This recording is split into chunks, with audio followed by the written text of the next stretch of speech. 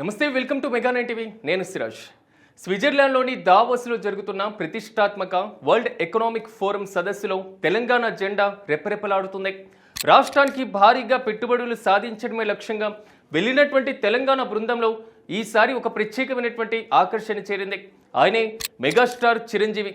సాధారణంగా రాజకీయ నాయకులు, అధికారులే వెళ్లేటువంటి ఈ సదస్సుకు ముఖ్యమంత్రి రేవంత్ రెడ్డితో కలిసి చిరంజీవి హాజరు కావడం ప్రాధాన్యత సంతరించుకుంది.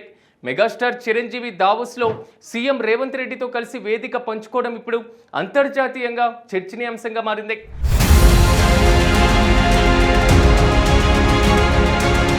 తెలంగాణ బ్రాండ్ ఇమేజ్ను విశ్వవ్యాప్తం చేయడానికి, ముఖ్యంగా పర్యాటక, సినిమా రంగాల్లో పెట్టుబడులు ఆకర్షించడానికి చిరంజీవి గ్లామర్ను ప్రభుత్వం వ్యూహాత్మకంగా వాడుకుంటున్నట్లుగా తెలుస్తుంది. ప్రస్తుతం సీఎంతో మెగాస్టార్ ఉన్నటువంటి పిక్స్ సోషల్ మీడియాలో వైరల్ అవుతున్నాయి. అసలు చిరంజీవి దావోస్కు ఎందుకు వెళ్లారు? అక్కడ వారి ఎజెండా ఏంటి?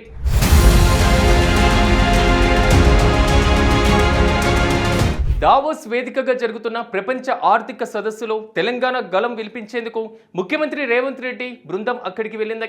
అయితే ఈసారి అందరి దృష్టి మెగాస్టార్ చిరంజీవిపైనే. భారతీయ సినిమా రంగానికి ఐకాన్గా ఉన్నటువంటి చిరంజీవి ఈ సదస్సులో పాల్గొనడం ద్వారా తెలంగాణ బృందానికి అదనపు బలాన్ని చేకూర్చారు. కేంద్ర మంత్రి హోదాలో గతంలో పర్యాటక శాఖ నిర్వహించినటువంటి అనుభవము, అదేవిధంగా సినిమా రంగంలో ఆయనకున్నటువంటి అపారమైనటువంటి కీర్తిని దృష్టిలో ఉంచుకొని తెలంగాణ ప్రభుత్వం ఆయన్ను ప్రత్యేకమైనటువంటి ఆహ్వానితుడిగా తీసుకువెళ్ళింది. మంచు కొండల్లో సీఎం రేవంత్ రెడ్డితో కలిసి చిరంజీవి ముచ్చటిస్తున్నటువంటి ఫోటోలు, వెళ్తున్నటువంటి వీడియోలు తెలుగు రాష్ట్రాల్లో ఆసక్తికరంగా మారుతున్నాయి.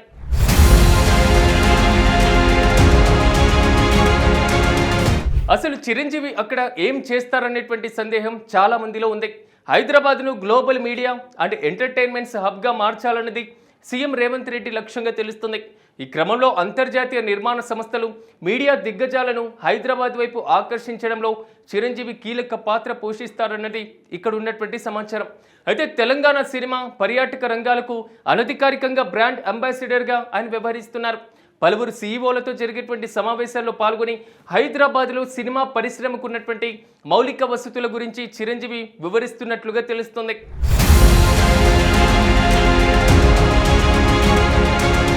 మరోవైపు ముఖ్యమంత్రి రేవంత్ రెడ్డి తెలంగాణకు భారీ పెట్టుబడిలే లక్ష్యంగా బిజీగా గడుపుతున్నారు. ఐటీ, ఫార్మా, లైఫ్ సైన్సెస్ రంగాల్లో ప్రముఖ కంపెనీలతో ఒప్పందాలు కుదుర్చుకునేందుకు చర్చలు జరుపుతున్నారు. Telangana is open for business అనేటువంటి నినాదంతో ప్రపంచ పారిశ్రామికవేత్తలను ఆయన ఆహ్వానిస్తున్నారు. చిరంజీవి తోడవడంతో గ్లోబల్ ఇన్వెస్టర్ల దృష్టి ఆకర్షించడం సులభతరమవుతుందని ప్రభుత్వం భావిస్తుంది. మొత్తానికి పాలిటిక్స్, సినిమా గ్లామర్ కలగలిసి దావోస్లో తెలంగాణ బ్రాండ్ ఇమేజ్ను పెంచేటువంటి ప్రయత్నం చేస్తున్నారు. రేవంత్ రెడ్డి వ్యూహం, చిరంజీవి చరిష్మా కలిసి రాష్ట్రానికి ఎన్ని పెట్టుబడులు తెస్తారో వేచి చూడాలి.